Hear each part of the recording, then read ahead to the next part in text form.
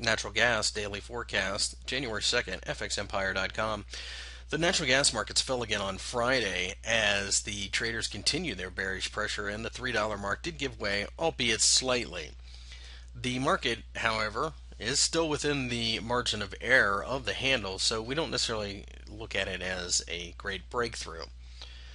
The market has an extremely bearish tone to it, and it has for quite some time, so this doesn't surprise us that this continues, but we are starting to get into a little bit more of an oversold type of situation.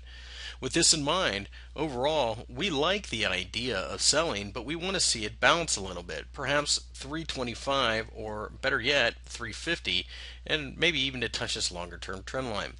The beginning of the year does offer up low liquidity, as not all traders will be back right away, and quite a few will actually wait until after the non-farm payroll report on the first Friday of the month before they step back. So the first couple days of January could offer low enough liquidity that the value investors, the money managers who look for beaten down markets on the idea that they bounce back, could step in and actually put a bid in natural gas. Again, though, it's not enough to make us buy it. It just simply makes us sit up and take notice, as there are plenty of sell points above that look very plausible for a continued move to the downside.